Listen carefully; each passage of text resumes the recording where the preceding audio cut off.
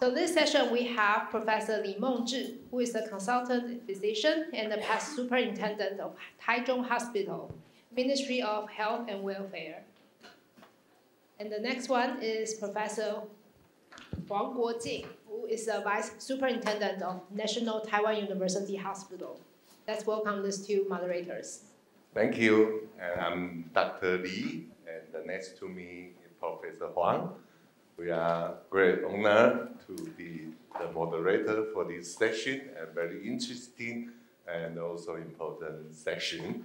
And I would like to introduce our first speaker, Angelique Wei-Ming doctor, and she graduated from University of California for her PhD and then a postdoc at the University of Michigan. And now she is an associate professor and also executive director for the Center for Aging Research and Education DILS, National University Singapore Medical School in Singapore. And this afternoon, she's going to give us a talk on a very interesting talk. We already have many interactions before her speech is investigating the impact of loneliness on hand grip strength among older men, women in Singapore. Let's welcome Dr. Zhang. Thank you very much, Dr. Li, and thank you to the National NHRI for the invitation. I feel like saying now for something completely different because, like I said, I'm a sociologist, but I'm very interested in biology of aging. And I think one of the reasons that I'm here, and I'm really happy to be here, is because oftentimes social sciences don't talk to biologists. And I think in terms of aging, we need to have more conversation and be more interdisciplinary. So today I'm going to talk about loneliness, which is a very big issue in many countries, many developed countries, and hand grip strength, and some initial results that we found by gender. So loneliness has gained attention in recent years, and actually on the 15th of November this year, WHO announced a new commission on social connection to address loneliness as a pressing health threat, promote social connection as a priority, and accelerating the scale-up of solutions in countries of all incomes. And some of the members include the US Surgeon General and the Japanese minister in charge of measures of loneliness and isolation. And the United Kingdom also has a minister for loneliness. In Singapore, we, I think, are on the way. But globally, 1 in 4 older persons are lonely.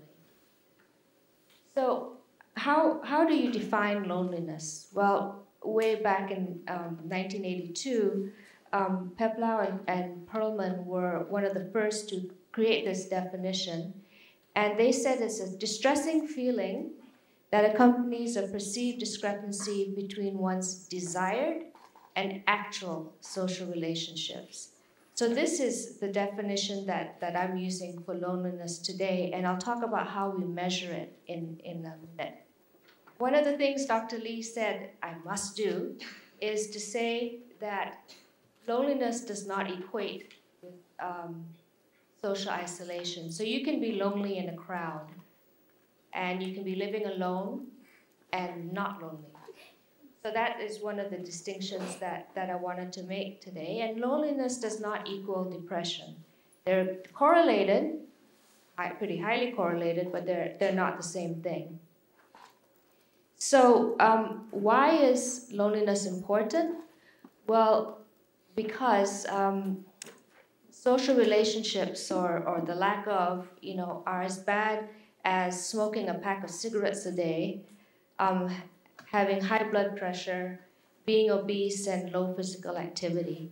So a lot of times loneliness is overlooked. It's never something that information that doctors collect in clinic. But we found that 75 of readmissions in hospitals are due to social causes. And in Singapore, about 39% of older adults report being lonely. And this is from a study of 5,000 older people in 2016. A recent paper we published on healthy life expectancy shows that loneliness decreases total life expectancy by 6 years, and it decreases active life expectancy by 3.4 years. One of the things about healthy life expectancy I wanted to add in here, because I'm a demographer, when you look at Singapore and Japan, we are 1 year difference in terms of healthy life expectancy. But healthy life expectancy is calculated on a life table, and it goes from 0 to 80 plus. The reason that Singapore has increased its healthy life expectancy so dramatically is because we decreased maternal and infant mortality, and we're better managing NCDs. However, if you calculate healthy life expectancy at age 60, we are not doing so good, and neither is Japan. If you calculate the number of years you'll spend healthy from 60 onwards, you can expect to spend 12 years of that time, and average life expectancy is 84, 85 years, unhealthy. Because healthy life expectancy is calculated the number of days you spend disabled. So I think that's one thing that people sort of overlook when they think about healthy life expectancy, and like it looks really good for the country.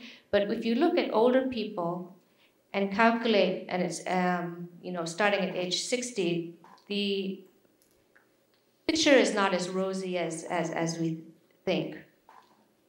And what we've been finding in Singapore is, the government always says the family is the first line of support. And there's a lot of incentive to live with family, tax incentives, priority in the queue. But it's not equal to good psychological health. In fact, you'll see later on that people living with children are more lonely than older people that live with a spouse alone only. So currently in Singapore, we're actually focusing on programs to increase social engagement. So the government just put in another 800 million, I think, into developing social programs to get people out of their homes. And at the moment, there are no evidence-based interventions for loneliness in Singapore. So this is what I wanted to show you, and it relates back to Dr. Lee's comment about you can be with people, like with a child, and you can, 28% of these people who live with a child only are mostly lonely, and 25% are sometimes lonely. And you can see that living with a spouse, there's a huge difference in the percentage who are mostly lonely compared to those living with a child without a spouse. So spouses are very important. So in 2015, we looked at mortality and loneliness using a longitudinal data set.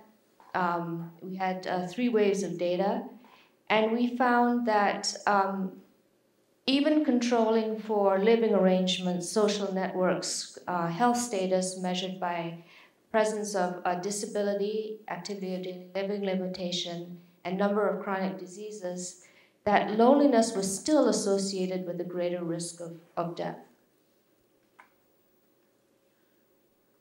And one of the things that I'm looking at now is the fact that not all lonely people are the same.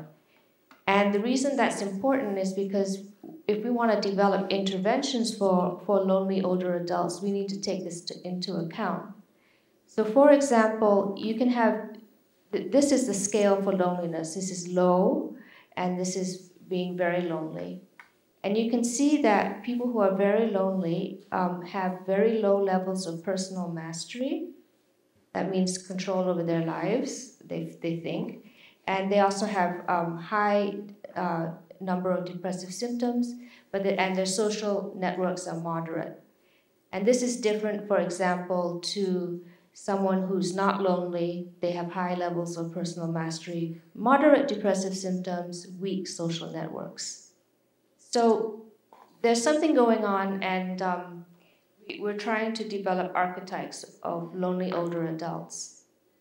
So I think one of the reasons I was invited here was to talk about the longitudinal cohort that we have in Singapore.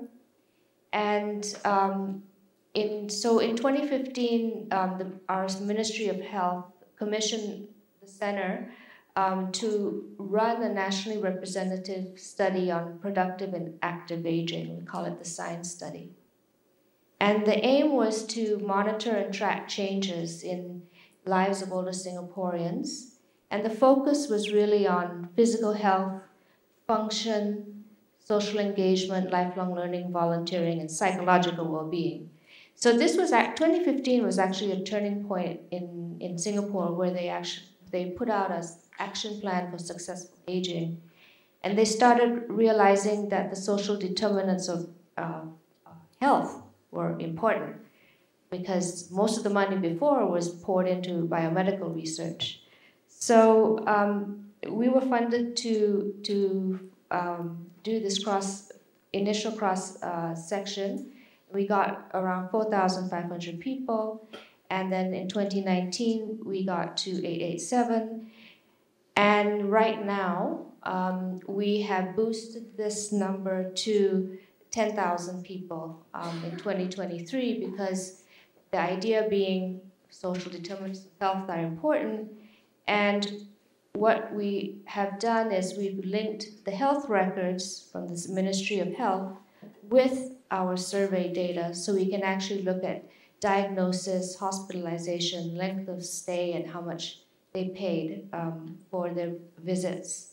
The only thing we don't get is GP visits. Visits to private clinics.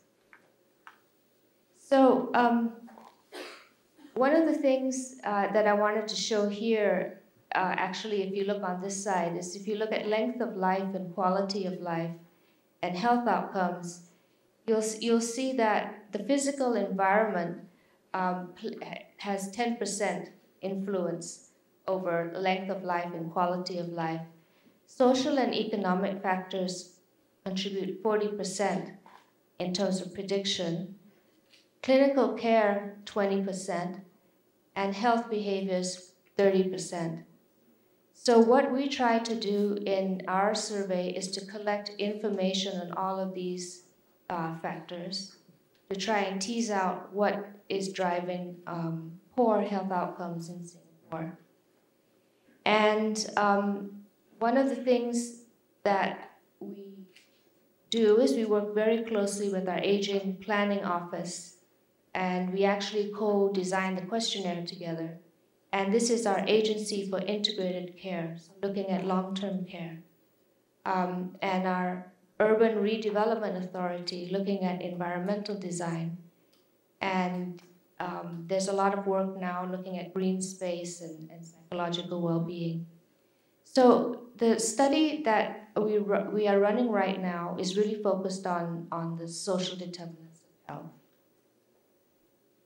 So how do you measure loneliness? Well, the most common way is to use the 3-item loneliness scale that was developed at UCLA.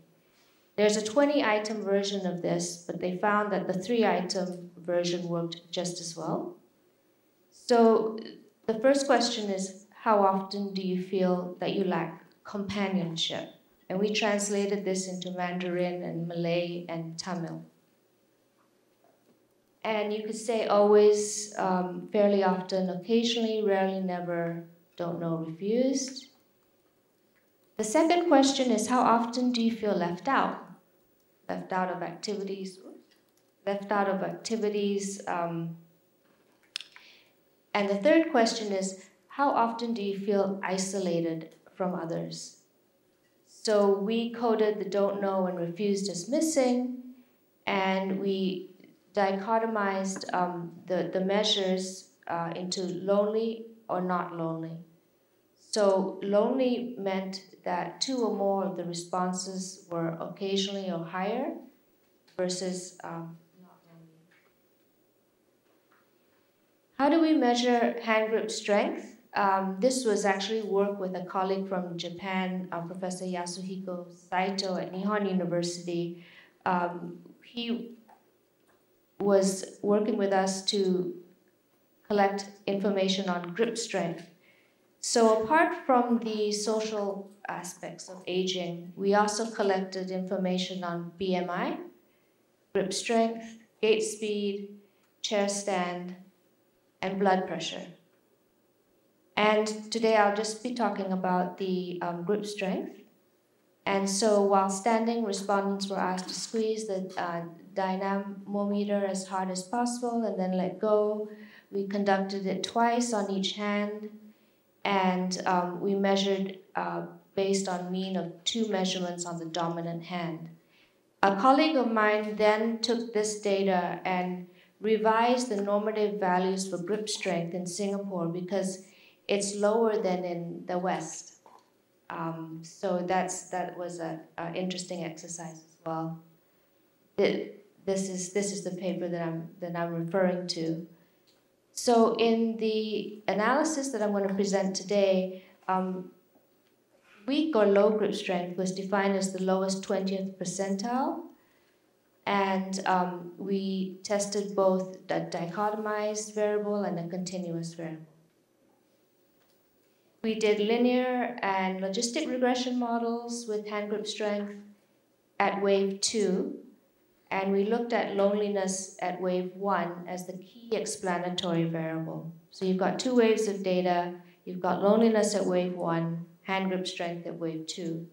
And we controlled for the following: age, sex, ethnicity, education, housing, living arrangements, number of health-related limitations, ADLs, IADLs, chronic conditions, social network.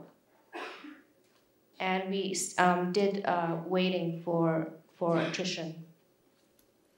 So what did we find? Well, we found that being lonely at wave 1 was associated with weak hand grip strength at wave 2 when we dichotomized it.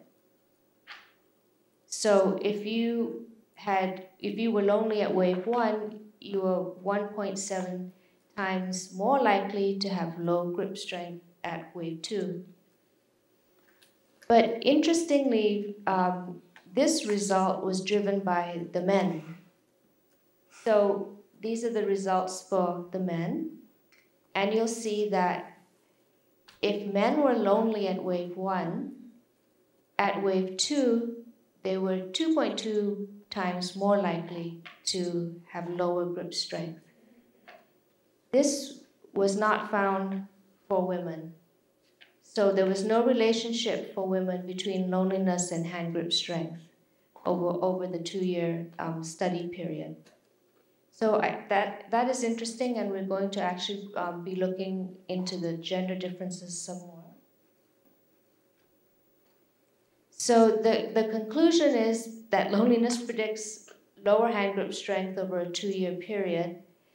And what we think is happening is that there are gender differences in roles. So older women are more involved in housework activities, and they're more likely to go out and be social. Whereas in Singapore, when older men retire, they're less likely to make new friends, go out and engage in social activities. So what the results suggest is we need to engage older men to be more active in order to improve health-related quality of life in old age. So that is basically my presentation, and I'm happy to take questions later. Thank you. Thank you.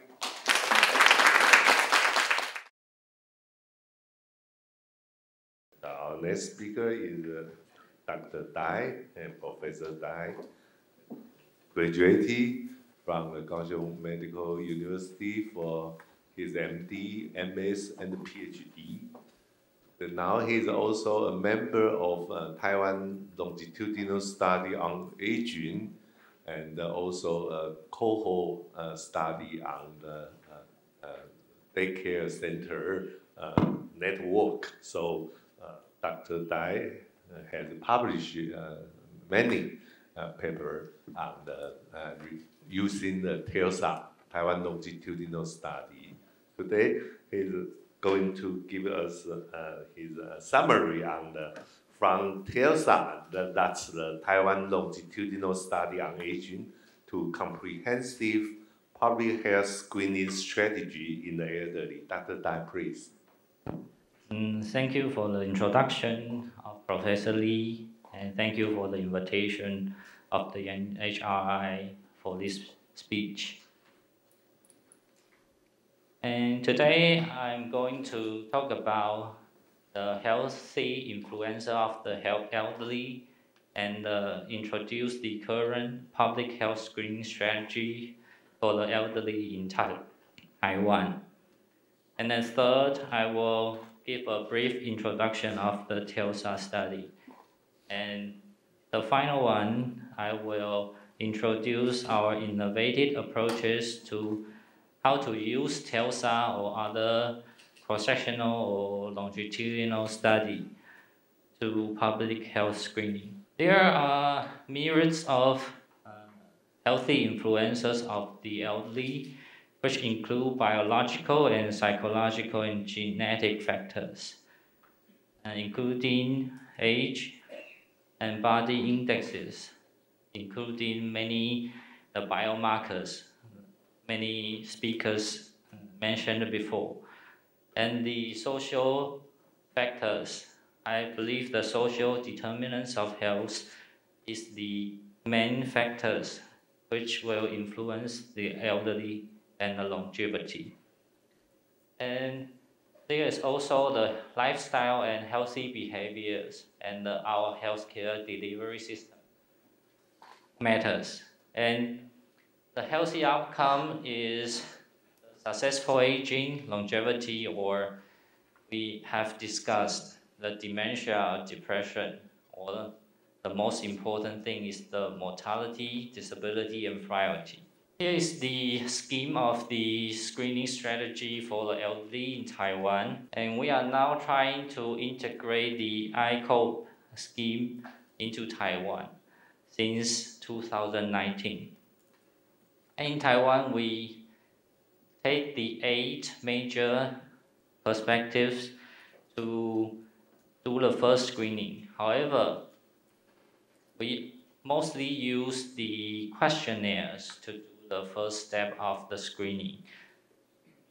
And the other screening tests include annual health exam, mostly based on the Framingham study. We examine the many factors including blood sugar, lipid profile for the evaluation of CV risk and chronic kidney disease, and so on. And we also have the cancer screening. And in recent 2 years, we introduced the low-dose lung CT for the smokers and residents who has a strong family history. And for some local governments, and they will provide the extra examination. For example, the abdominal echo, or PSA, or some biological factors for the near poor or low income elderly. And also the Ministry of Health and Welfare and encourage the local health center to do the sarcopenia screening using the SCARF scale or the SOF. And the last one, we only screen the social support or caregiver burden on the cares of the disabled patient. And I want to discuss, there are many screening strategy for the public health. The most common one is one shot for one target. It's like use only one, for example, the BMP for the heart failure. It is one shot for one target or the one gene for the one disease. And the multiple arrows for one target is like use questionnaires. You use many questions and targeting at a variety. However, in my perspective, screening strategy for the elderly, especially to investigate the geriatric syndrome, is like the right side one. Maybe we have a one shot or the one screening test for multiple targets. For example, the hand grip may be highly associated with sarcopenia and maybe highly associated with frailty. And the other one is multiple arrows for multiple targets. It's like our comprehensive geriatric assessments. So, can we find a better screening strategy from the experience of the population-based cohort study? So I want to introduce the Taiwan longitudinal study on aging first. There are a lot of longitudinal study worldwide, including TLSA and the J-STAR in Japan, and the NUJL-SOA in Japan, and other study in Korea, China, and the UK, US. Also the science study in Singapore. And the TLSA establishment and follow-up now, the data has been opened for the 9th waves. It is from 1989 to 2019. It has 4 cohorts. You can see that the cohort initially included only patient age 60 and above. And as the time go by, the participants become younger and younger. And that's mainly because the Taiwan's government want to evaluate the early factors or early predictors and may try to intervene into the process of aging. The sample of TLSA, it is designed as a prospective cohort study, and the location is mostly the elderly and middle age in the non-Aboriginal townships. And both institutional and community dwelling participants are covered. And the strategy is stratified multi-stage probability sample. And so it is a national representative of age 50 and above. And the data collection is a face-to-face questionnaire interview, and the data linkage can link it to the National Health Insurance database. And the variables in the TLSA include the many aspects, include the physical, psychological, and social determinants of health, which include the characteristics of the patients and the healthcare service usage, and the pension or economic status, and the comorbidity. And physical function, we have self-rated health, mobility, ADL, IADL, and frailty scale. And social, psychological functions, in a TLSA, we use GDS-15 and SPM-SQ. And we also have the sensory impairment assessment, including the self-report hearing and visual impairments, and oral health impact profile, and so on. So after the introduction of the TLSA, I want to discuss what is our innovative approaches to public health screening, and I will give our example. The first one is the integration of questionnaire and function test. Because most of the questionnaire will be influenced by the cognitive function. So in the public health screening, especially for the ICOP, I think we should integrate the questionnaire and functional test. And the second one, I want to echo the previous speaker. They say that most of the screening neglect the importance of social determinants of health. So I think we should collaborate with welfare and dental health system. And the third one, the third question is it possible we use the existing screening tool for the new target? And the fourth is we should pay more attention to the trajectory, not only to the instant or prompt test. And the first example is that, as I mentioned above, is the current screening strategy for the ICOP is we use questionnaires to evaluate the 8 domain of the geriatric syndrome. And we did an evaluation. We found that instead of asking a question, the physical function impairment and sarcopenia, gait, balance, and fall, these all can be tested by or screened by the dominant hand grip strength and then 6-meter walk test. And the second one is the hearing and visual impairment. Instead of using the questionnaire, we recommend using a ring test and a Snell scale test.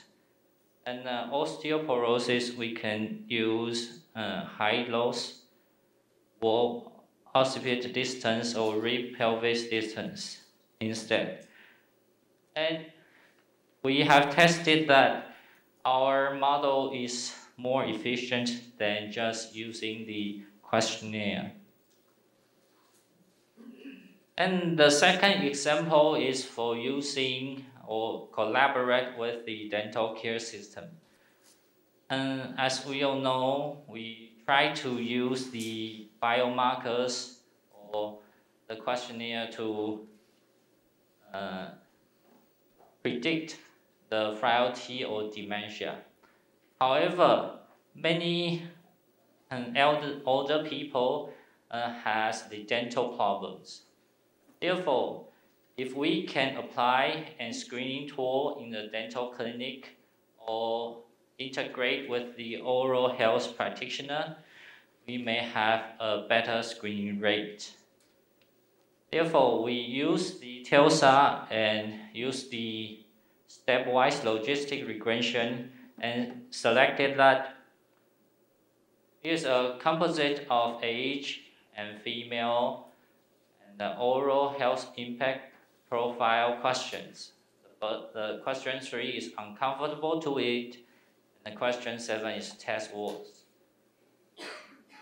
And in combination with the past history like DM or CKD, it can has a integrated or composite model to predict frailty or dementia. So it can be applied in the dental system or the oral health practitioner to screen the frailty and dementia.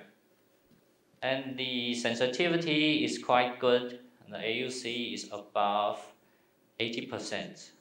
And the cutoff for the frailty is 80, which means that if the age over 80, it is a high possibility of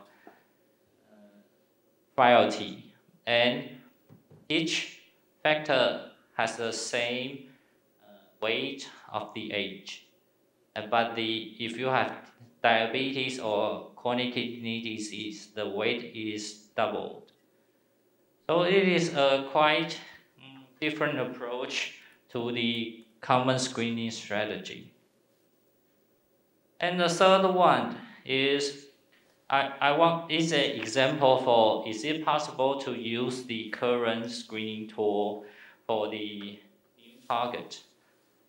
In this model, we use the annual health exam data and the social support or social pension data, and to predict whether a patient have sarcopenia. As you all know, the sarcopenia, the sensitivity of the scarf is around 40 or 50% only. And the predictor of this SARCF is about 60 to 70. So after we select this model, we can see that the composition of this factor, including age, female, do you receive the social assistance pension on the absence of exercise, is a healthy behavior, underweight, normal fasting glucose level, and abnormal creatinine level. It can become a better screening tool in prediction of sarcopenia. You can see the AUC is about 75%. It is much better than the current using screening tool, the SCARF. And besides, it did not have to use another screening tool and take many manpower to do it. We can just screening from our national health database and to select the patient who has high risk of sarcopenia. And the last one is, I want to talk about the visual trajectory. And most of the question about the sensory impairment is the current state of the condition. For example, do you have the visual impairment right now? The question is mostly like that. But however, we found that instead of using the persistent visual impairment as a question, the visual trajectory from no visual impairment to visual impairment has a better risk, is a better predictor. Therefore, we think that instead of the question just asking about the instant or the current condition, we need to ask the trajectory or the changes of the status. It might be more beneficial as an indicator. And our many study has our domestic academic collaboration, include Chi-Jung Hospital with Professor Li and Zhongshan Medical University, NHRI, China Medical University, and so on. And our international collaboration also was University of Michigan and University of Minnesota Nihon University and NCGG. And my take-home message is, do we have to use or find another biomarker for the screening of the elderly? And my answer is maybe you can use current screening tool and one shot for multiple targets or multiple arrow for multiple targets. So we may need a comprehensive or integrative screening system instead of using each screening test for one purpose. And it's quite important to integrate health and welfare system and dental health system.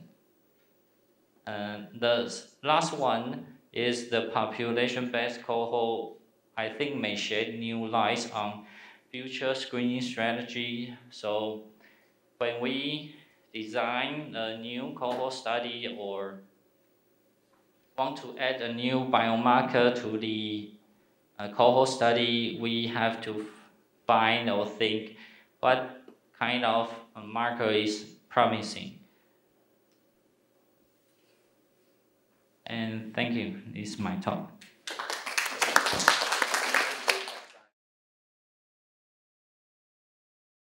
Let me introduce Dr. Walston.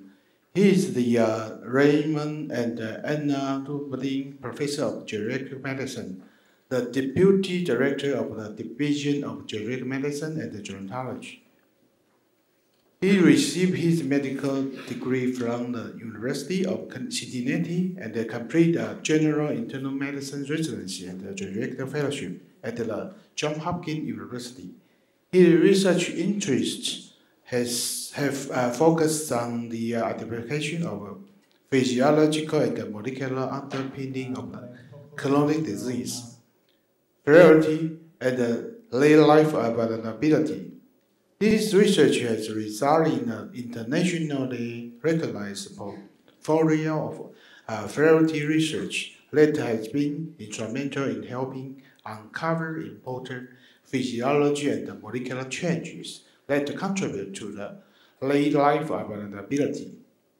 Dr. Walston leads the NIA-sponsored Johns Hopkins American Independence Center and is the PI of several other grants that focus on inflammation and on translation uses for molecular discovery. In addition, he is a co-founder and the co-director of the Biology of Healthy Aging program, where he provides aging research and career mentorship for junior faculty, fellowship, and graduate students. He has over 200 publications in medical literature and served as the American editor of the Oxford Textbook of Geriatric Medicine. He has won numerous prestigious awards for his research, including the Bouquet National Leadership Fellowship and the Grand Award for Biological Aging Research. Today, the video will give us a talk titled as the New Studies of Biomarkers of Resiliency in Older Adults. Let's welcome Professor Walston and watch his video. Good morning to my friends in Taipei. I'm so sorry I couldn't make it this year to the meeting, but hopefully this will give you some great insights into the biology of resiliency that we've been working on and lead to future collaborative efforts and working together. As I mentioned, Taipei is one of my favorite cities on the planet. Last year's meeting was absolutely amazing. I hiked up to the top of Elephant Mountain and still have these amazing pictures of that. So in any case, thank you for the invitation, and I will get on with our presentation. So our goal in geriatrics is to help older adults thrive and maintain resilience, high function and purpose. And I put these couple of pictures in here. Queen Elizabeth, shortly before her death, 3 days before her death, met the new prime minister. And the fact that she was nearly 100 years old and able to do that is really something that we want to do. She was, responded well to all sorts of treatments over the years and was quite resilient and cognitively intact. And then you all in Taipei certainly know Nancy Pelosi. She was an 82-year-old. She's still in her 80s, but she was very vigorous in getting across the planet, landing in Taipei, and just her activities in politics, whether or not you agree with them, she just has been incredibly resilient, and her ability to cognitively fight and physically, functionally do very well is quite amazing for somebody who's now in her mid-80s. So what older adults want is to prevent frailty and preserve resiliency. This is some of my relatives that lived in Arizona until they were about 100. They always told me they wanted to keep high energy levels, have good health. They wanted to have an ability to bounce back when they got sick. They wanted to live by themselves, not with their daughters.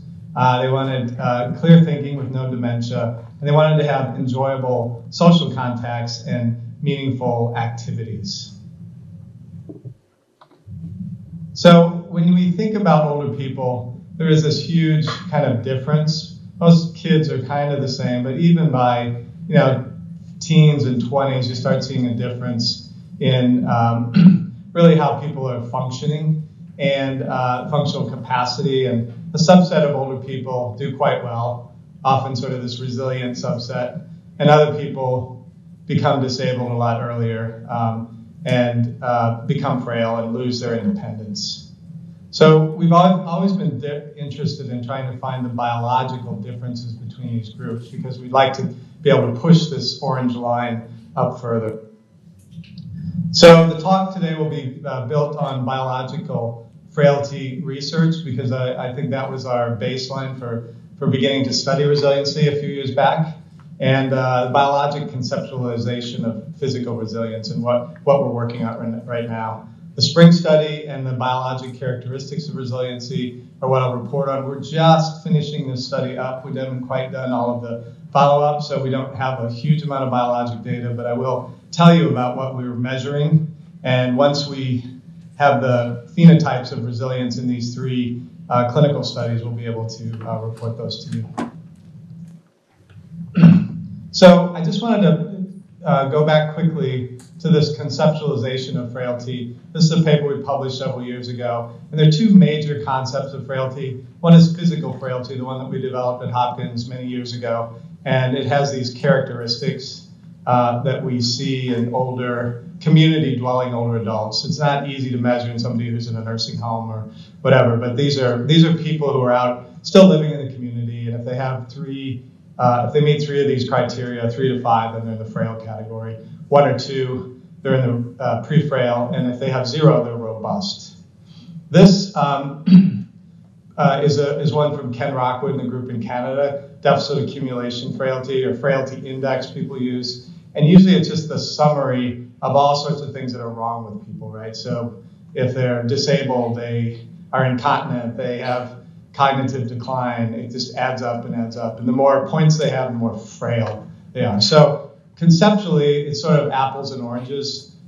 We found it difficult to measure biologic change in these groups because there's so many different ways to get to a high number of frailty points. Whereas this one is a little more consistent. If people are meeting some of these criteria, they're still ambulatory, community-dwelling older adults. We can find differences, and the same I think is true for resiliency measured.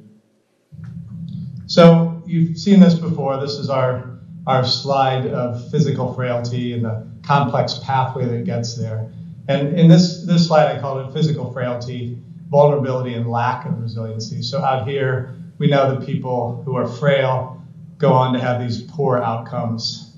But over the years, we've looked at these biologic changes, and you see physiology here with chronic inflammation, increased HPA axis activity, increased sympathetic nervous system activity, increased angiotensin system action, low abnormal energy production, and altered anabolic hormones. These are kind of the physiologic changes that we think are the major drivers of some of these muscle changes, nervous system changes that lead people to be frail. We think they're also critically important in resiliency, and I'll talk about that in a little bit. Importantly, there are many triggers that drive this. First, molecular aging. Increasingly the sort of hallmarks of aging. We've been thinking about this for 25 years, but luckily the field has really taken off, and hopefully we can apply some of the more biologic findings to these more clinical translational studies. But you see here like mitochondrial decline, DNA methylation, necroptosis, senescent cells, autophagy, etc. are probably driving some of these things. Not all of them, but some. Certainly the energy level in mitochondria. We know that there are gene variations, environmental changes that activate these things, terrible stress, injuries, things like that can be bad. And then finally, the disease states we're on there. Sorry, I advanced a little early. But this slide shows what we call clinically apparent versus invisible measures of frailty. And if you see a frail person in clinic, we know sort of their physical presence as the exam that I mentioned.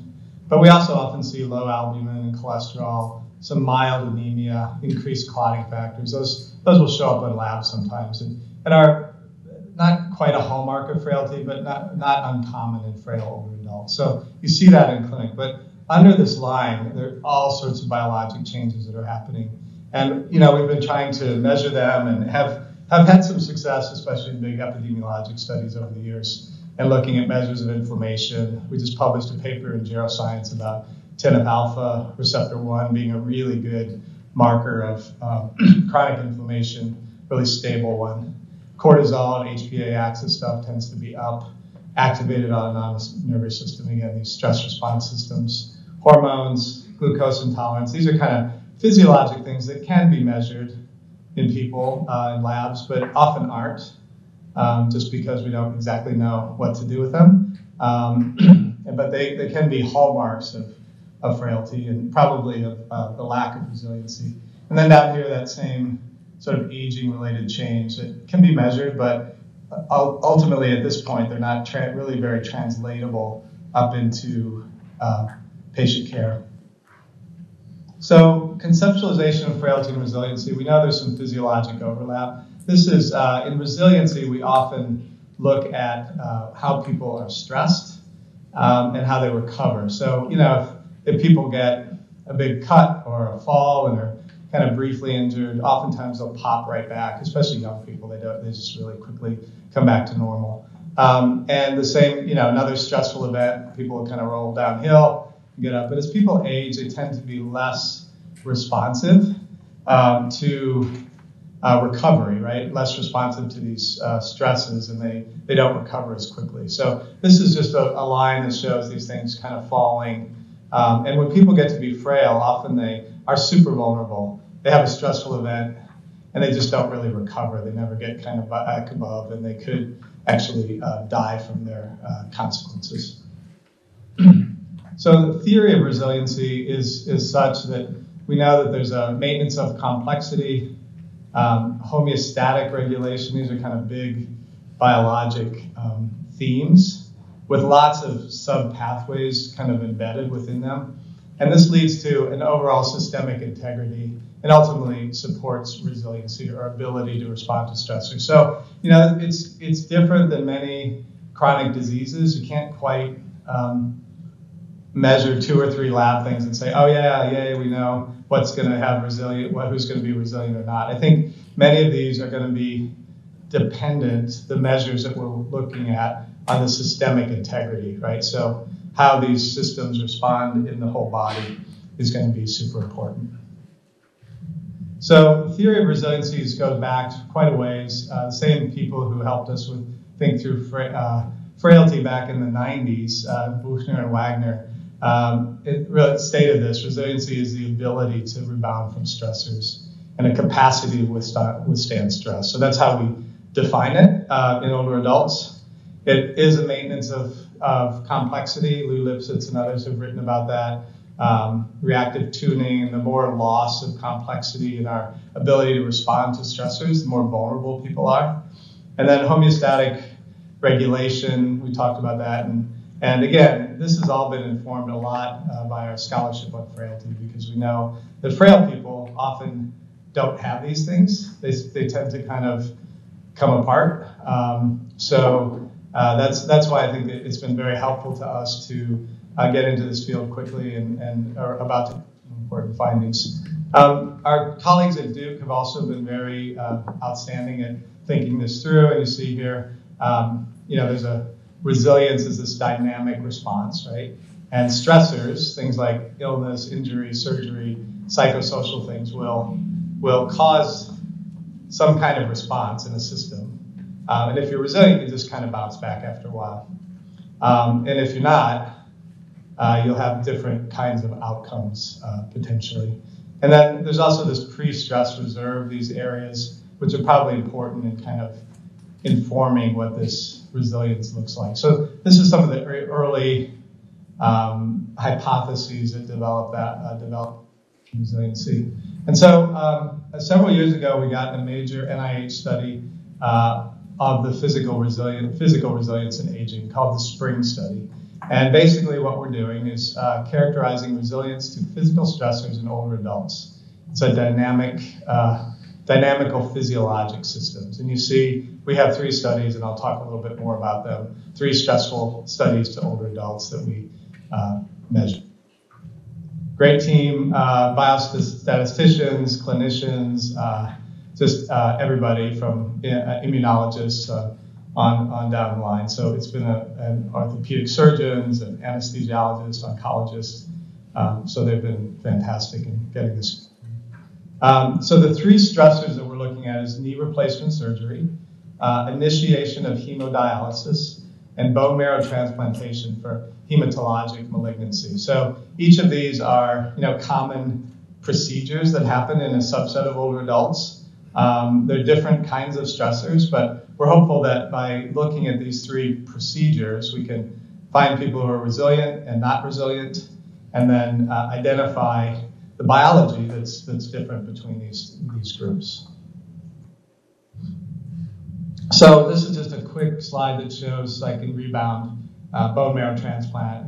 We get a referral, they get a baseline visit, look at all their function, lots of different measures, lots of biologic measures that I'll talk about, and then we follow them up at 1 month, 6 months, and 12 months. And this is their big stressor right here in the middle. For dialysis initiation, people who are just on the edge of needing some kind of dialysis come in, get their baseline measurements done, functional, cognitive, lots of different blood tests. And then they're followed for several months, and then get follow-up visits after the dialysis starts. And finally, the RESTORE study, which is a total knee replacement. We get surgical referrals, many baseline visits, many come in before they get their surgery, 6 weeks before.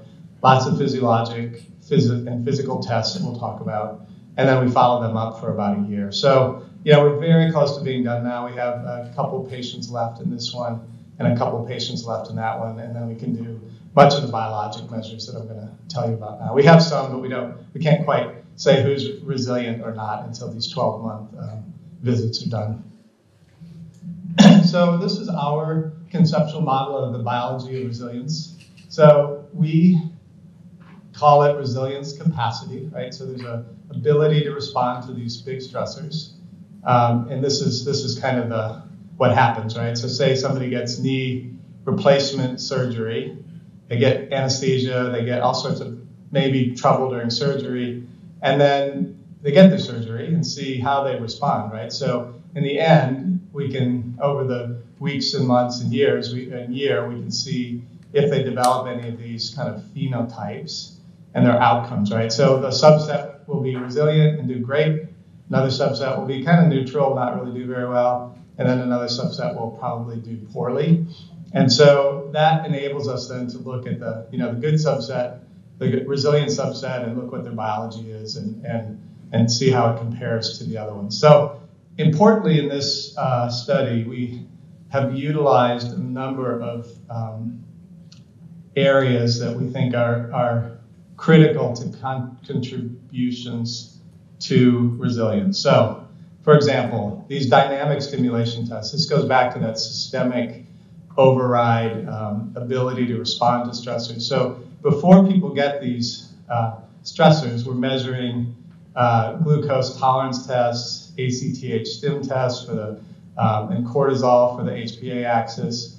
We take immune system cells and stimulate them with LPS, which gives us an ability to determine the strong or weak response of these cells.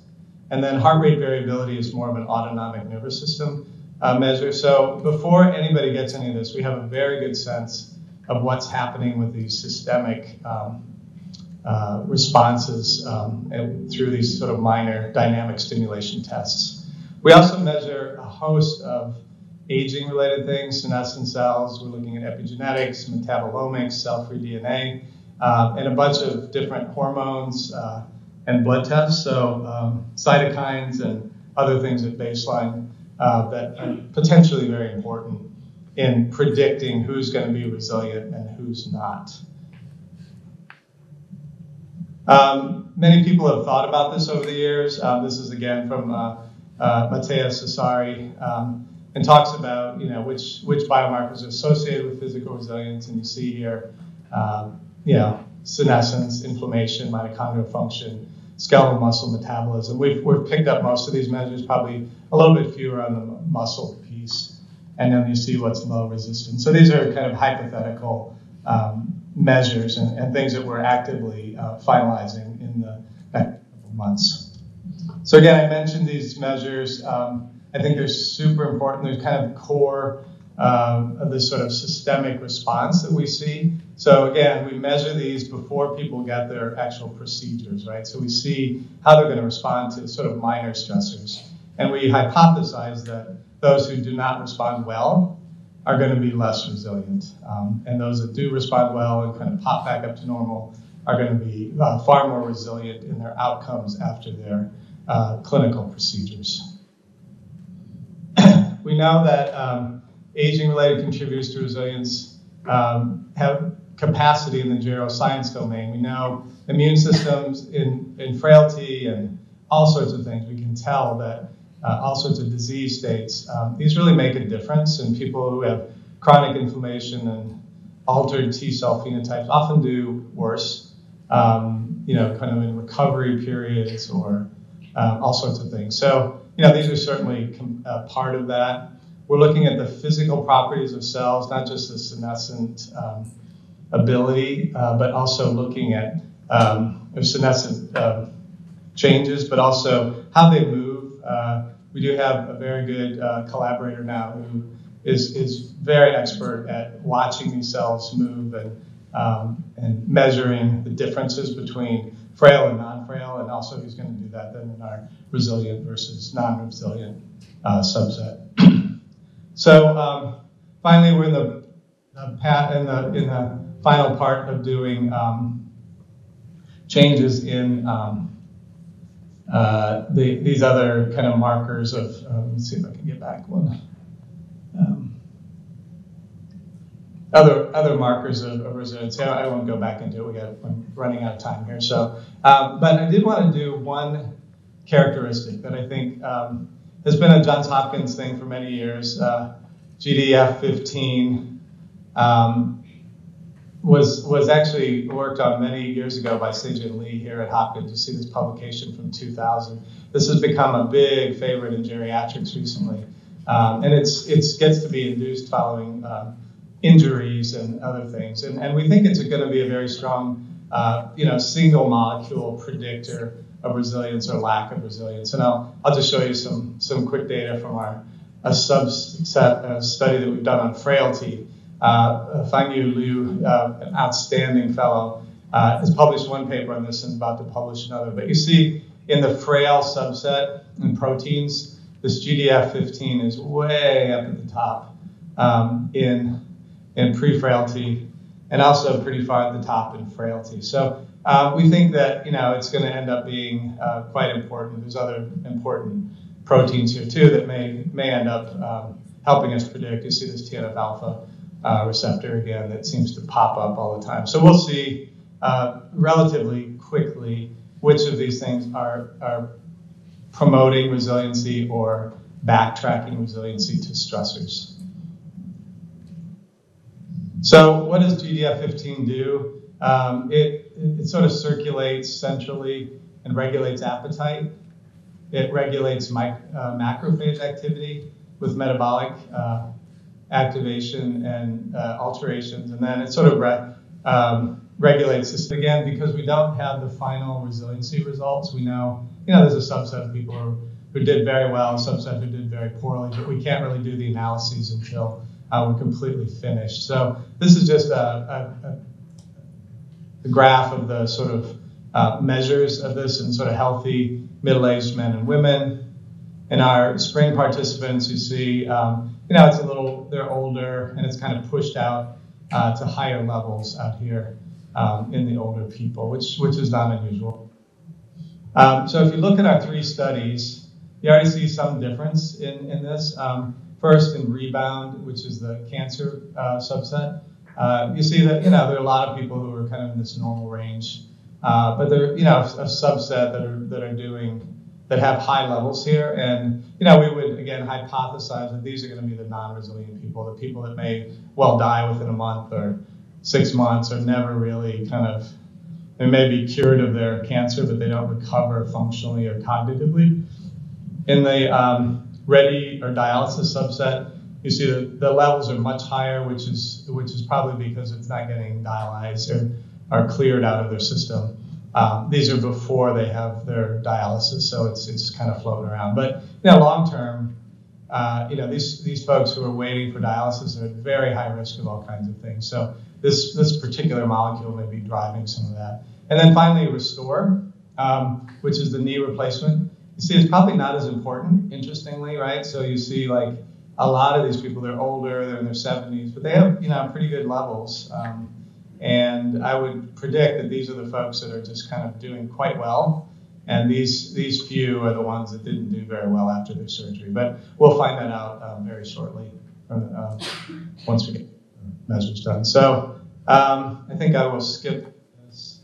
We've also done a lot of metabolic measurements, with our sort of, we know that energy changes are super important in frailty and drops in energy, glucose intolerance. And so we're beginning to delve into the very deep biologic changes that are happening. And you begin to see in these frail subsets, you know, things like ketoglutarate, malate, fumarate, some things along this TCA cycle are really important, and we're gonna do a lot of work there to determine if there are some sort of roadblocks here that are dropping energy levels or something blocking this, so that people who have these elevations are less likely to be able to recover because of their you know, the changes in how they make energy and use energy to repair their tissues.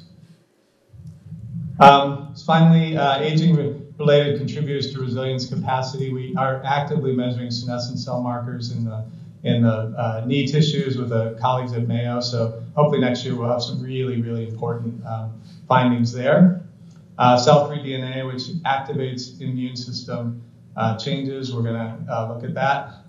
Mitochondrial energy and metabolomic measures. I showed you a little bit of that, but those are really going to be a big piece of what we're doing in these age-specific changes. So finally, what's next in the field? Again, we're going to identify resilient outcomes in knee replacement, new dialysis, and bone marrow transplant. You know, they're very different stressors, and the subjects who come in for these studies are older, but they're also physically probably different in a way. These folks have had more chronic illness. These folks have an acute illness and are generally in pretty good shape if they're going to make it to get bone marrow transplant. And then knee replacement, there's a huge variability in people who are obese, people who have rheumatoid arthritis, all kinds of things that have gotten them to that place. So it's a lot of variability here.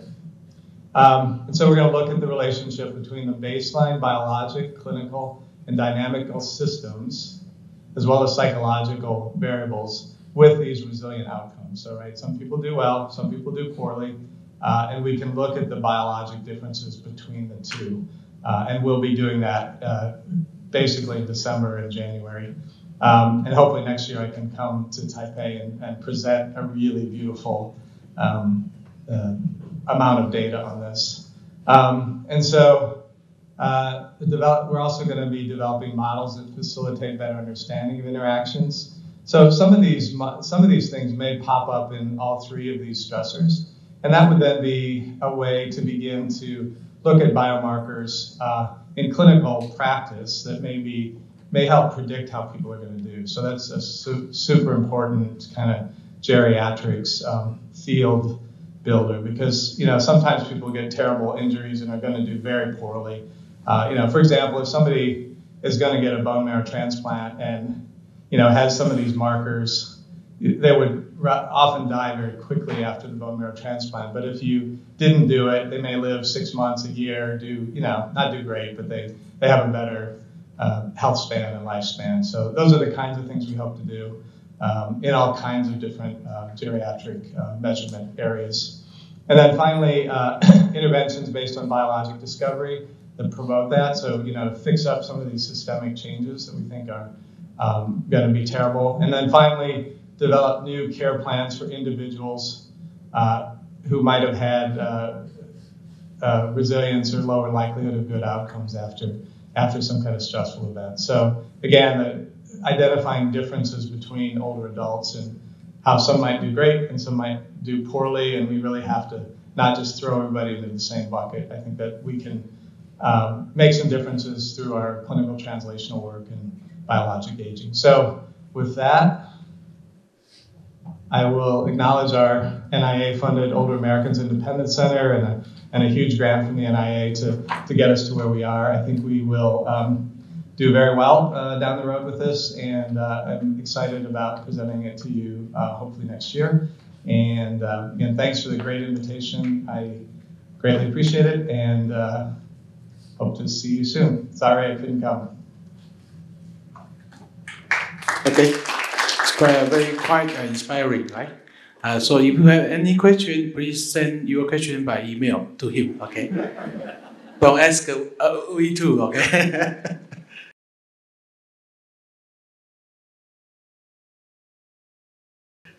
Okay, the last speeches, the last speech will be presented by Dr. Wang Chen-Yu.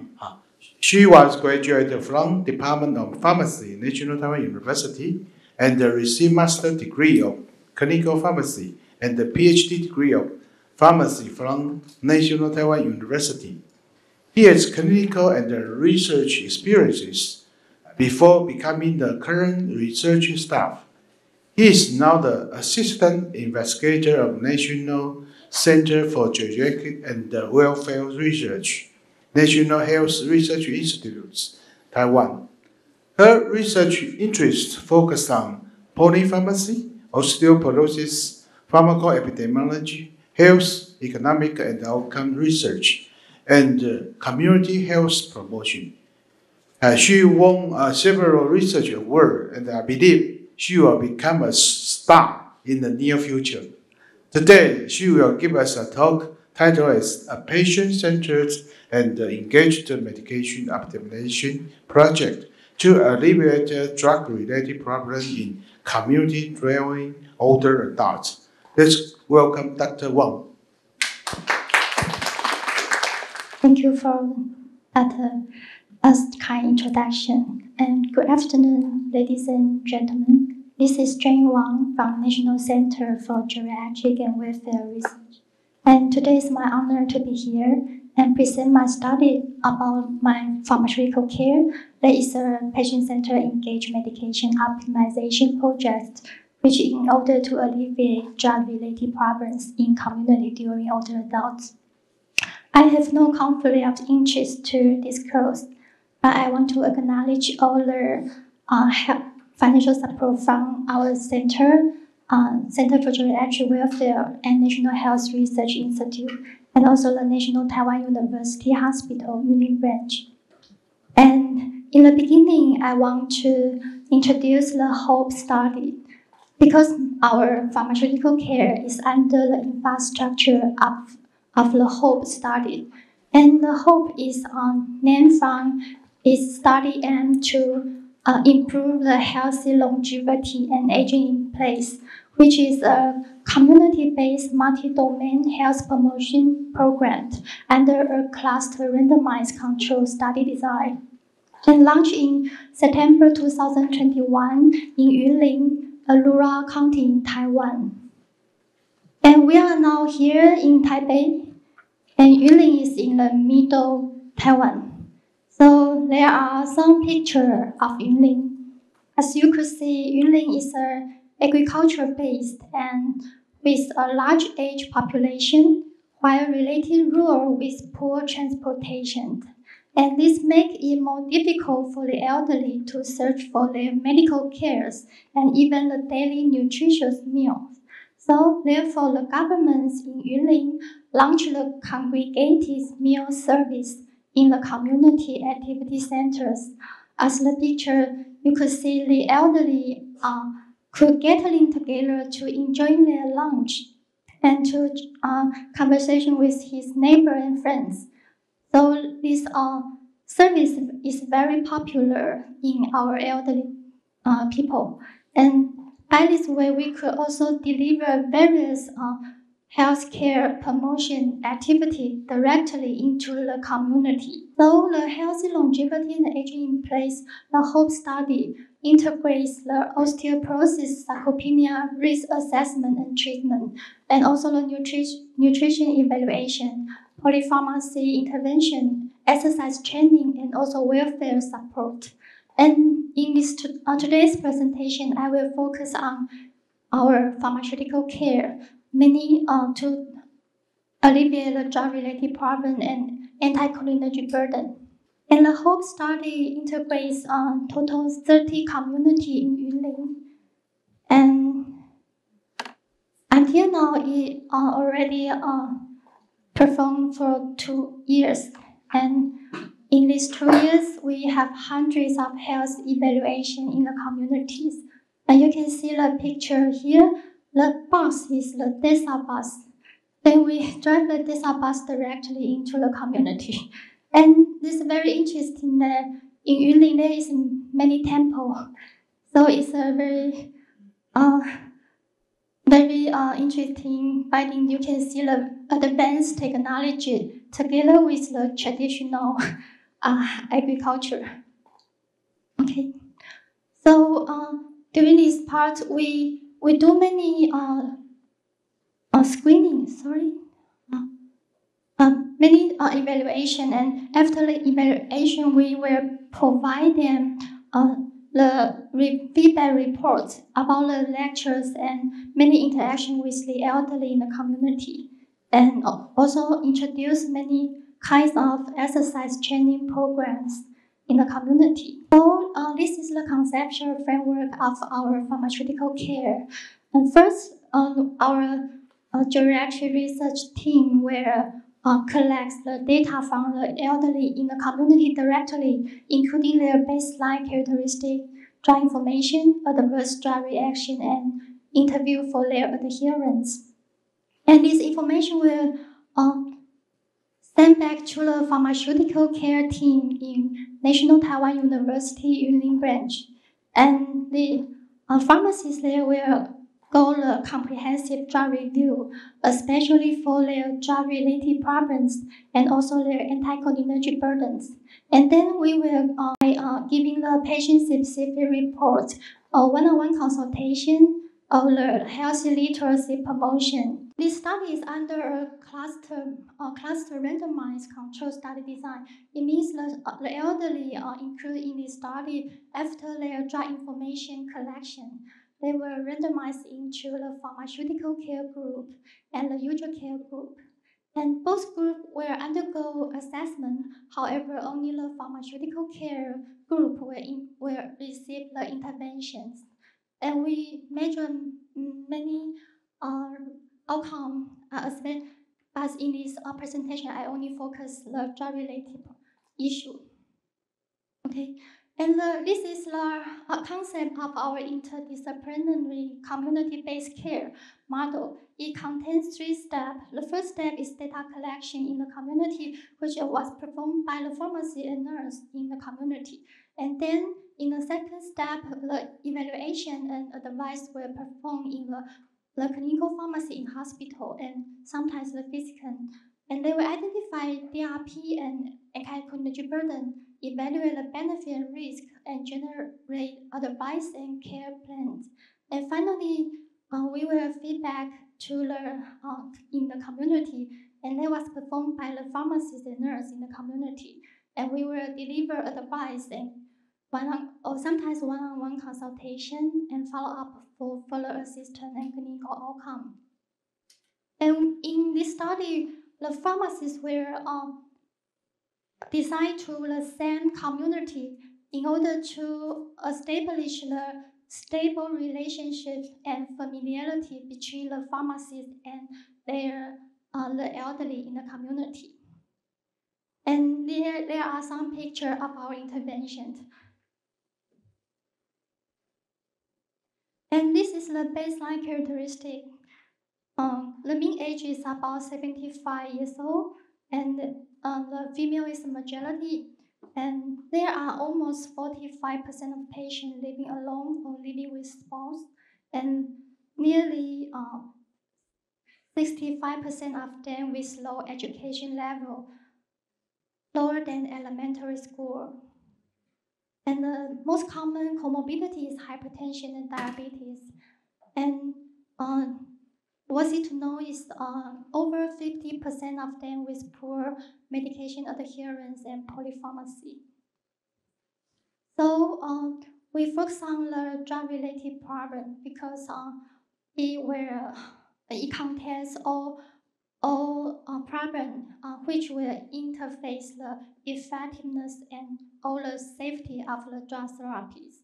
So in our data, we found polypharmacy was increased almost 5.5 times risk of the DRP, and DRP will also increase almost 2.5 times risk of the composite outcomes, including the 4 factor unplanned hospitalization and death. So we use the Pharmaceutical Care Network Europe, DRP coding system to systematically classify, record, and effectively treat our DRP. And this is a common language for communication or research. So all the problem can categorize into the treatment effectiveness related or treatment safety related. And all the problem will define in 5 components about the kinds of problem and also their causes of problem and the intervention we give and the acceptance of the patient, and finally the outcome status of the DRP. So this is the 1-year result. We identified about 300 DRPs in this study, and we could find the most common type DRP is adverse drug event possibly occurring, and the other one is the effect of drug treatment not optimal. And the causes, the most common cause is patient's behavior related, and the other one is the drug selection, and the third one is the treatment duration is not optimal. So in our study, we found in rural community, patient-related factor that deteriorate problem of polypharmacy is all kinds of factors such as like their low health literacy and double failure spouse, and also their healthcare fragmentation and poor drug storage habits, and also their self-acquired over-the-counter drug, herb, and supplements. And finally is their limited care resource or transportation, or will introduce some drug-related problems. So we document our drug-related problem every 6 months, and you could see the number of drug-related problems accumulated. And if the problem is totally solved, it will locate in the upper right corner. So you can see in the pharmaceutical care group, there are 65% of DRP solved in the 12 months. However, there was only 30% in the control group. So we do some previous research analysis. We found between 2017 and 2022, a previous research addressing the DRP, and they adopt the PCNE DRP system to document their DRP. Most of this study is launched in hospital or nursing home, and under a single arm before and after study design, and with fewer sample size and low follow-up period. However, and it's worthy to know that only 6% of this previous research report the outcome of DRP. So the pharmaceutical care of hope is a real, very cherished program because it can take place in the rural community and under randomized control study design, and with a repeat is a regular follow-up every 3 to 6 months for total 48 months. And we do many interventions to the old people in the community, so we could check their outcome status of DRP. And in the second part, I will share the anticholinergic burden, because in this year's conference theme is the biomarkers. So I wonder where there is a biomarker in my epidemiology and implementation research. But I think the acetylcholine is a kind of biomarker. And I think the drug which inhibits the acetylcholine and contribute to the anticholinergic burden is also a kind of marker which is associated with many negative clinical symptom outcome. So in this, I will present some study about our anticholinergic burden assessment. So just like the picture, the drug with anticholinergic burden will result in the elderly, make them feel very hard, and sometimes tachycardia or shaker or dry mouth, constipation or blurred vision is a common side effect about the pharmaceutical care. And previous very well-established evidence has shown that drugs with anticholinergic effect were associated with many kinds of negative outcomes, such as the decrease in cognitive or physical function, and also increase the fall and emergency room visits. And if the patient was to use one or more medication with anticholinergic effects, they could have the accumulated effect of anticholinergic. So we call that anticholinergic burden. It means ACB in this study. So there are many important evidence that do research and published in very nice journal already show that anticholinergic burden was associated with feature-specific hospitalization, dementia, and recently the researchers in National Chen Kung University doing a very nice, very sophisticated study design to evaluate the current use of anticholinergic burden may increase the risk of acute cardiovascular events. So there are many nice real-world evidence now. But in addition, in our study, we also want to understand the anticholinergic burden and the intrinsic capacity, the association. Because when we lose the intrinsic capacity, the older people may characterize by the manifestations such like difficulty in hearing, seeing, activity, impairing in nutrition intake, and cognitive function. So this is the figure show the 6 main domain of the WHO proposed intrinsic capacity. And because the medication with anticholinergic effect was associated with the decline in cognitive function and visual disturbance, so we want to see whether there are the association between anticholinergic burden and IC. And this is the baseline association, the baseline screening of the IC and baseline screening of the anticholinergic burden. And we could see when the anticholinergic burden increased, the IC score decreased significantly. And the phenomena is similar in all six domains, including the cognitive, limb mobility, malnutrition, visual impairment, and hearing loss, also the depression symptoms. However, there is only visual impairment and hearing loss have the statistically significant difference. And in this, and furthermore, we see the change is the longitudinal follow for 1 year, the change of the anticholinergic burden, and the probability of intrinsic capacity progressed.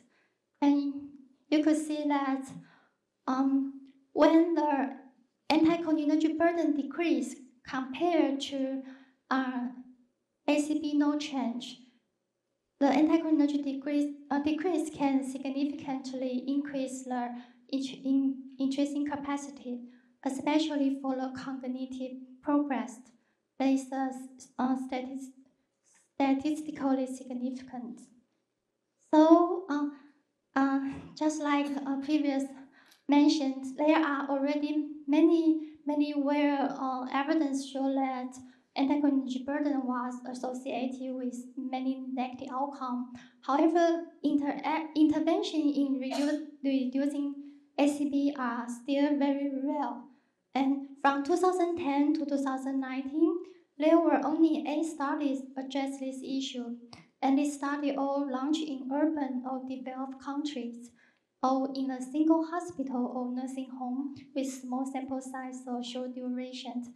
Most importantly, this study without patients' involvement or preference.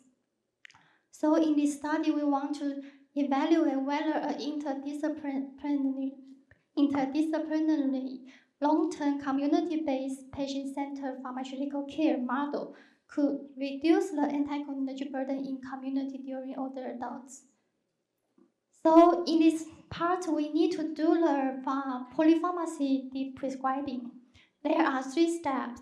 The first step is we need to do the comprehensive drug review.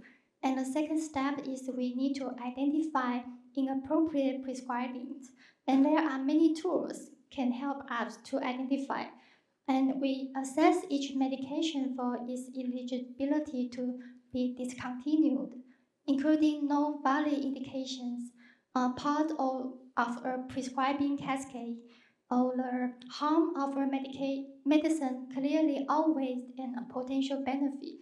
And most importantly, is the symptom control medication is ineffective or symptoms have completely resolved. Then this item is the most identified in our study, our trial. So, and in the third step is we perform the prescribing. We need to prioritize medication for discontinuation, and we implement and monitor medication discontinuation regimen. So there are many kinds of anticholinergic risk scales, and in 2015, Salahaden's researchers, they do a systemic review and they propose a composite rating scale. So in this study, we use the composite 1.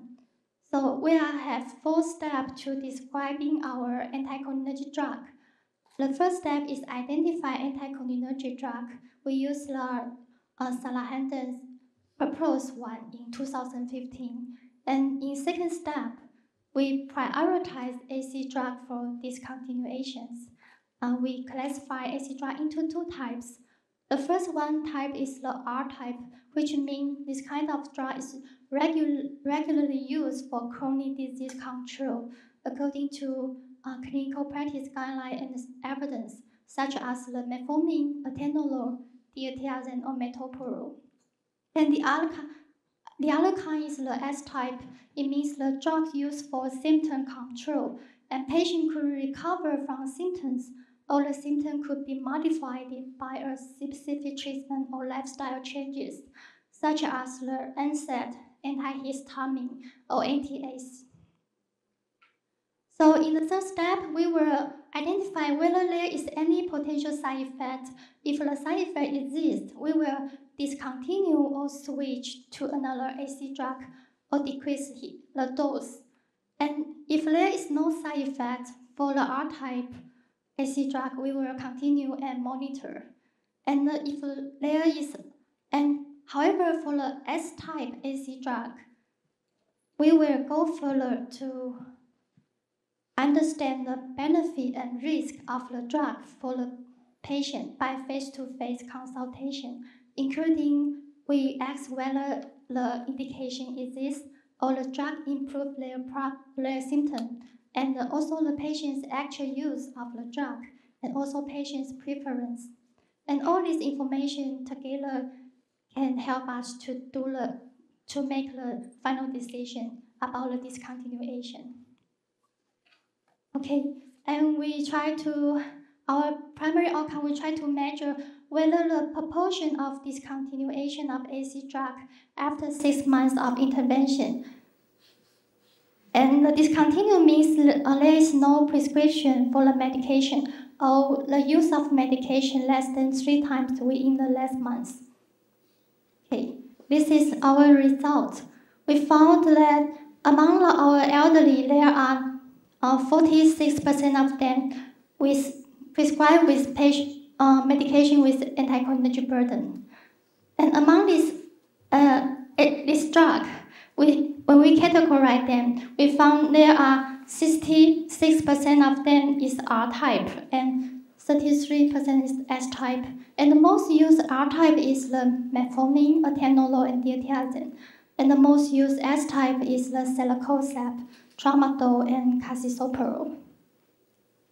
So the discontinue rate in the 6 months is about 22% in the pharmaceutical care group.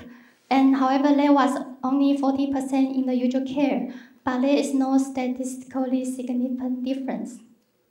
However, when we stratify the anticholinergic drugs into R and S type, we could see because S type is the kind of drug we focus. So we found the discontinue rate is high. It's almost 60% in the pharmaceutical care, and there was only 35% in usual care. And there is a statistically significant difference. So this is the first community-based trial to manage anticholinergic burden in rural area, and we found the categorization of ACD could help us prioritize the medication to prescribe. And in addition, we found shared decision-making between the caregivers and the older adults is important for the prescribing. Okay, I want to share a slide to everyone here because I think everyone is doing very nice research. And in my field, I do the implementation of our implementation science research. So we found many difficulties happen always. So you have to face solve problems when you are when you expect. So in our study, we found that the most important difficulty we need to face is the limited human resource and large time-consuming. So, and next I will introduce our electronic supporting system. And this system is not in my study plan, but I need to develop this in order to do better pharmaceutical care. So in our study, we have several steps to screening, evaluation, and feedback. And the first, in the community, we collect their data. And the second step is we need to transcribe and interview survey result one by one into documentation, and also integrate cloud-based medication history. And the third step, when we deliver this information to the pharmacist, and the pharmacist do assessment, they review and assess the characteristic of each medication and scoring them individually. But because the information is heavy, so they need to survey results from different workshops. And finally, when the pharmacist finally do their evaluation, complete their evaluation, we need to do the pharmaceutical data compilation because we need to calculate score for various pharmaceutical indicators and also establish a base report of the result in the community level because we when we go back to the community to do the feedback or the consultation, we need to face all the community elderly. So, and finally, we generate personalized feedback, just like picture here. We will give each our elderly their personalized advice. And the table in the right hand show the when we do the consultation one-on-one, we have need to do the summary of their medical record, and this the processing of this table is very time-consuming. And finally, we feedback in the community. And however, every time we do feedback and consultation, we will get more information. So when we come back to our office, we continue to key in many information, such like their drug-related problem outcome and their self-preference of the discontinue of medication, etc. So it is the summary of our community screening for the pharmaceutical care. And this step will repeat every 6 months. So it is lots of manual works. So we try to develop medical tracking system in a digitation operation. The objective is to automatic processing and make our service more time efficiency. Okay, so this is the drug, our medication tracing system, the interface, and the electronic health supporting system will automatically assess the characteristic of each drug, score them, and generate statistical reports. So we found that when we use traditional operation, we need almost 1.5 months to do all this evaluation. But when we use the digital operation, we only need about 2 weeks to finish all the steps. So it is very important for us to do more service and more timely and efficiently. Okay. This is my conclusion. So the drug-related problem was very serious in elderly in rural community. We could see they are living, 20% of them living alone, and 30% is illiteracy, and over 50% with poor adherence and polypharmacy, and nearly 60% of them with anti-cholinergic burden. So the community-based pharmaceutical care model, which engage patients in shared decision-making process or prioritize drug for discontinuation, such as the RNS type, and through the interdisciplinary teamwork and long-term assessment follow, could effectively improve drug-related problems and reduce the burden of S-type AC drug. And in addition, the ACP decrease was significantly associated with cognitive function improvement. So in further strategy for managing declines in IC should monitor the use of anti-cholinergic burden drugs. And finally, to deliver care efficiently and timely, an electronic system for pharmaceutical care is important. Okay, and I want to thank all the supervisors, doctors, and pharmacists in the National Taiwan University Hospital Yunlin branch, and also our National Health Research Institute, the HOPE Research Group members. And thank you for all your attention. Thank you for your interesting talk. I'm wrong. You will become a superstar in the near future.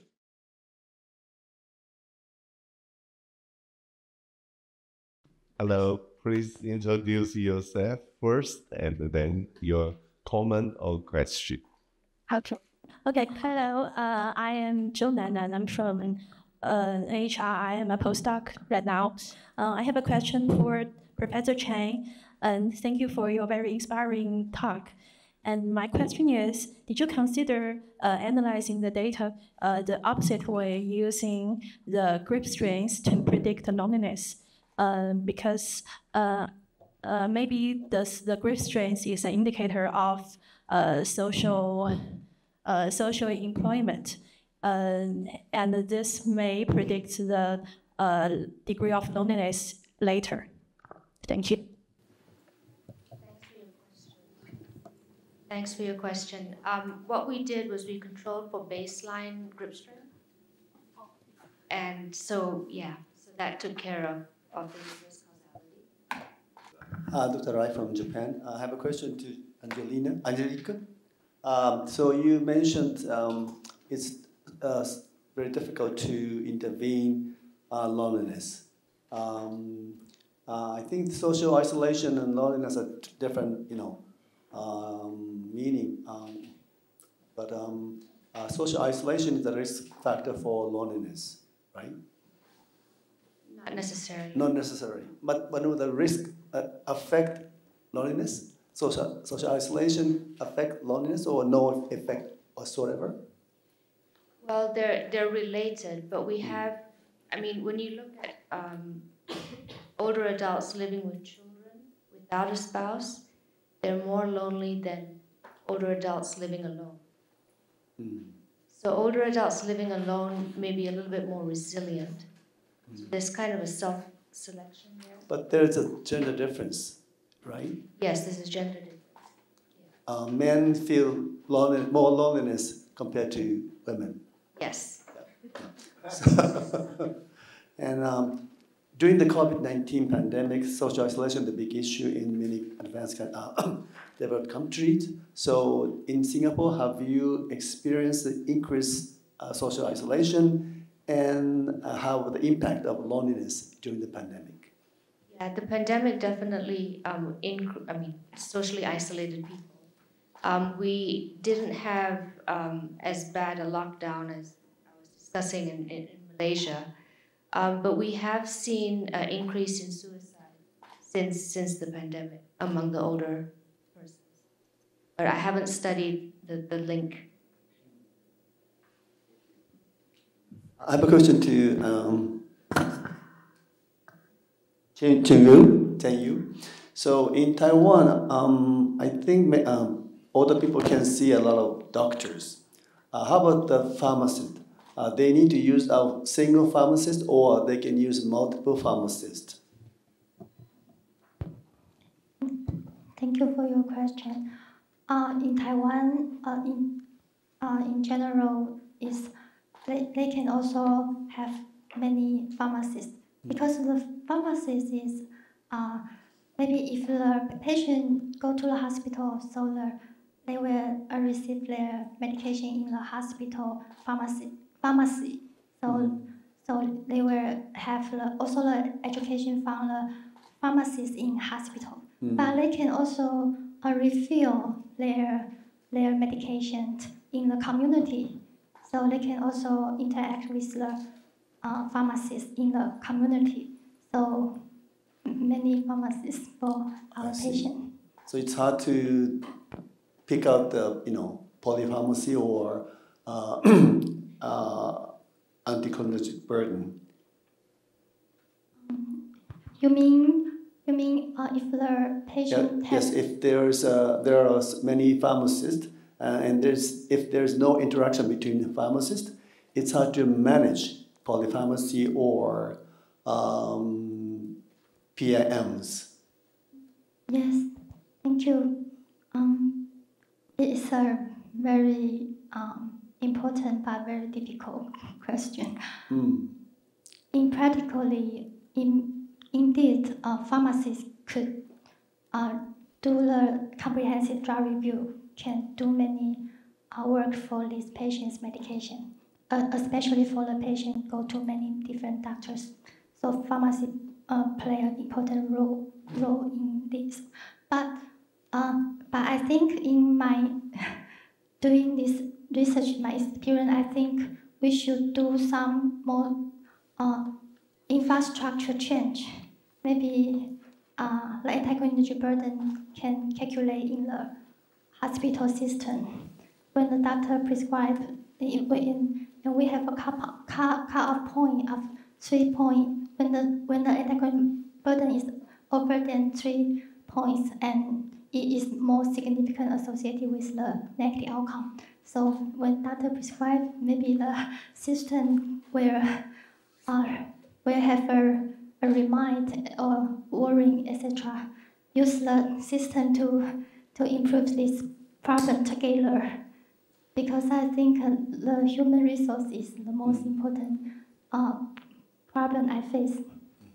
In Japan, we used to use hospital pharmacists and clinic pharmacists to prescribe the medications, but nowadays the government encourages the use community pharmacy or pharmacist to prescribe. So, and also the government recommend primary care pharmacist to take care of all the medication in a single pharmacy. So that would be very efficient to, change the medication, but still, pharmacists are not so well trained for polypharmacy, so we need more educational program to improve the awareness or the level of pharmacists in the community.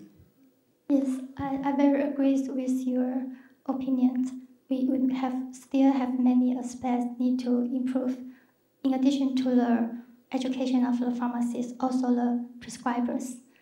But in Taiwan, we pharmacists cannot do the prescribing. So all we can do is give advice to the doctors. And so I think the concept of such drug-related problem and anticoagulation burden is very important for the prescriber doctors. Yeah.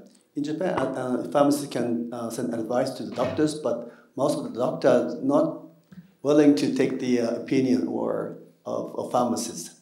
So it's very difficult to change the mind of doctors. It's a big problem. Well, I'm very open-minded. I'll change the pharmacy medication depending on the opinion of a pharmacist. Yes, Jean Wu from Hong Kong. Let me just follow up on that. You're doing great work. I mean, but you pointed out, you showed a slide of a mountain in the distance, right? I mean, this is exactly the question. You found all these methods, but how are you going to implement, i.e. stop de-prescribe, right? Difficult to change the mind of the doctors, also the patients. If it's not the doctor prescribed the medicine, so they religiously follow that, and it is a major behavior change for somebody else to stop it, even for nurses. So I think that's a major issue. They have very strange ideas as well, so you could educate them, but then they find it difficult to stop whatever the doctor gives them. So to me, that's always been the major barrier for de-prescribing. I mean, somehow the doctors have to do it. And so really, the important thing is to change the mindset of doctors, because they don't have time to look at all these things. And you've got to have a system that pings them when they do prescribing. So that's a comment I want to make. Then I'm just interested in Professor Chan's social determinants. In most health outcomes, there's a social gradient, whether it's chronic disease, depression, etc., which is related to socioeconomic position, and also, people talk a lot about deprivation. For example, Marmot's report, right? Deprived societies. What about loneliness? Did you find a social gradient in loneliness? Or perhaps Singapore is like Hong Kong, it's so compact, you don't have deprived areas. Yeah, I would say we don't have deprived areas because of the way our infrastructure housing is built. But one of the things that we did find that was interesting is that higher educated individuals were more likely to report being lonely. And I think it has to do with a lack of purpose and meaning after retirement, after age 65, because our average life expectancy is 84.5 years. So that was a very interesting finding. The Singapore government was very enlightened in that they focus on sort of discouraging retirement early a long time ago. They encouraged people to continue doing work, voluntary and so on, very active in promoting voluntary work. Yes, they encourage volunteerism, but at the moment only about 12% of people above the age of 60 volunteer. So there's still a long way to go. And the government encourages working longer, but the employers don't want to hire older people, and they can get cheaper, faster labor from other places. So there's a big mismatch. I would also like to comment about Professor Azai and Professor Wu about social isolation and loneliness. Yeah, it's very complicated. For example, if you stratify by the gender and the education level, and I mean in Taiwan, you will find a higher education level older adults, they may enjoy live alone or alone. A little bit social isolation. So it's not necessary social isolation become the loneliness or depression. So and also if you stratify by gender, the result different. So we have a cohort study in the Yunlin County also. They study the people, how their living status and family and support, social support and social participation, and the loneliness and the health outcome. So, and in the later we can have a further result to share with all of you. And yeah, Professor Chen. I have a question to ask Dr. Dai and a comment on Dr. Zhang. My question for Dr. Dai is, you mentioned one strength of your TLSA comprehensive public health screening strategy is to combine questionnaire with functional assessment. But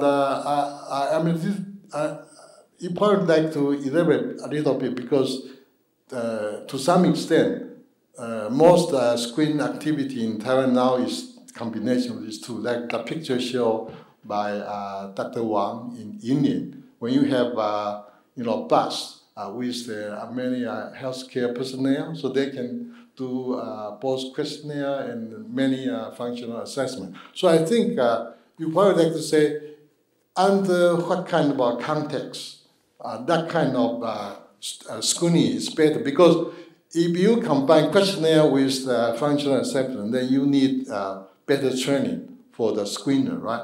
And also, you probably like to say, under what kind of context the method you mentioned is better or more efficient. Otherwise, it's probably not easy to compare because it really context dependent. And my comment on Dr. Zhang is, you say the loneliness only have effect on male because they have a sleep. But when I look at your slide, your male estimate and female estimate is very similar. One is 2 point something, female is 1.9. The only difference, the male have a p-value less than 0.05, but female is 0.08. So if I'm wondering, because it didn't say how many female in your study, if you have a sample with more female, then you probably make the same conclusion, because I don't see any really difference between the two sexes. Thank you for your questions. I made an example. For example, the first one I show on the PPT is I would like to use the ring test instead of asking the self-report visual impairments. I think it is quite more efficient using the objective test rather than the subjective. And it is the similar like the senior test and for example, the gate 6-meter walk test instead of using the scarf or other tests for the variety. So we know that there are many number of screening tests simultaneous in Taiwan. So maybe in reality, we may combine 3 or 4 tests, for example, the annual health test and the sarcopenia test and many tests, and do it at the same time when we visit in the community.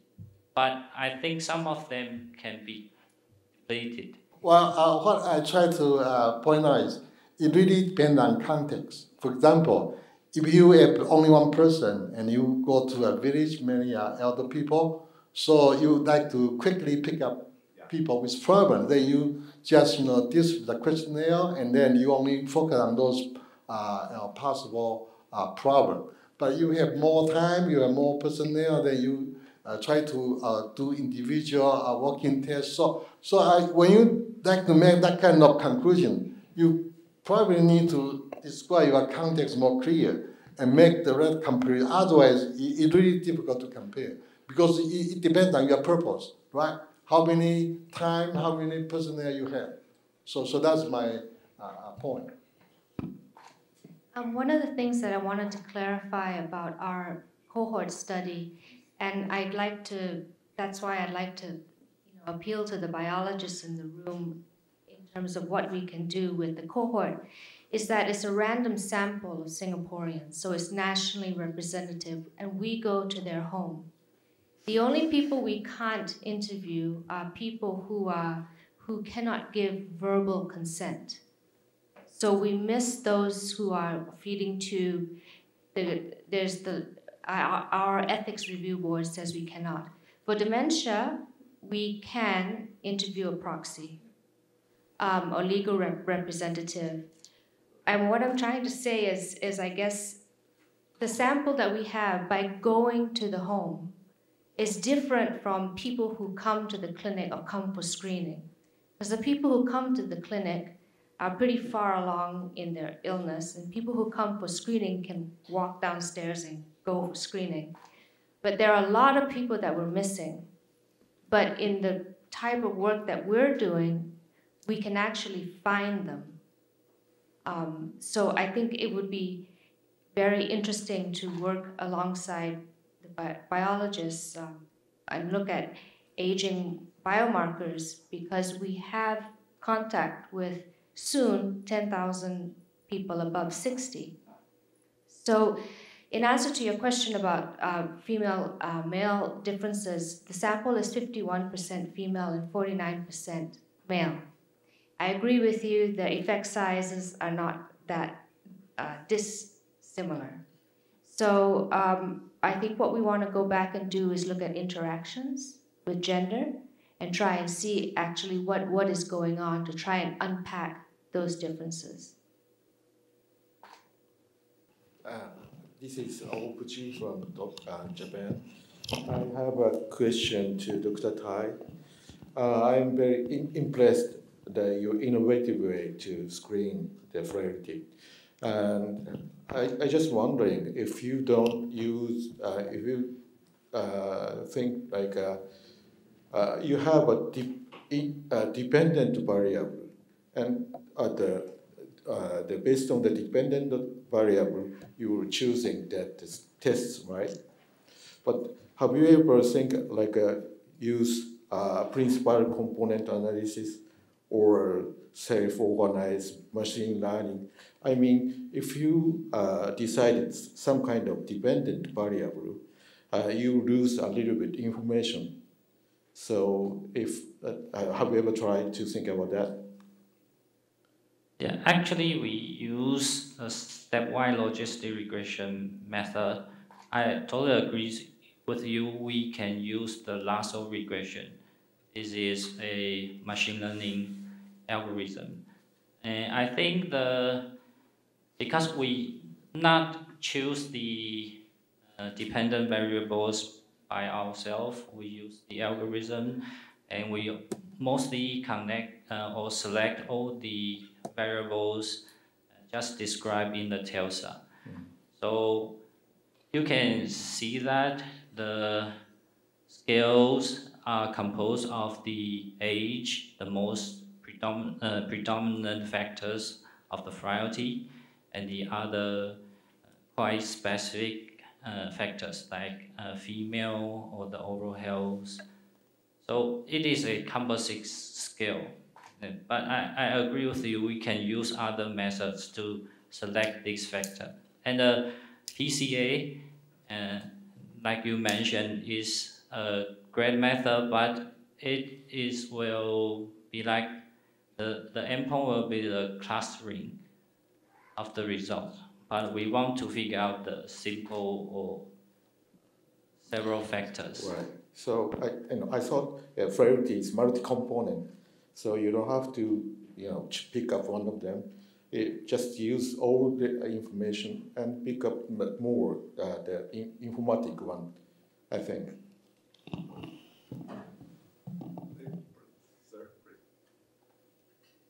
I got a question for Dr. Chan regarding the loneliness. Is there any report of what do they do during the day? My guess, and that will be my undocumented guess, is that they do less things and less physical activity. Therefore, the grip strength findings could be just an indicator of the conditioning. So we actually controlled for number of chronic diseases and disability in the regression. Disability, but not physical activity. No, not physical activity. We have that, so we can try that. Yeah, because that would be probably a good way to correct it. Yeah. The thing about loneliness is it's an individual's interpretation of the world.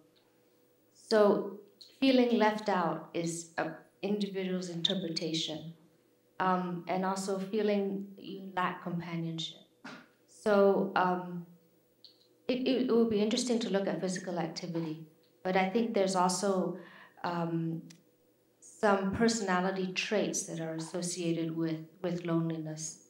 I have a colleague here who's looking at neuroticism and has a very strong association with loneliness.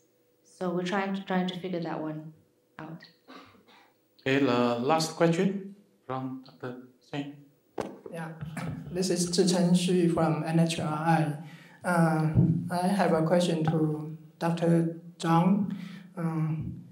We all agree that the loneliness is a very important issue for the older people. However, what is the strategy, intervention strategy? I remember you mentioned about the social engagement, but you also mentioned that the loneliness may not be improved when you are living with your family or your friends.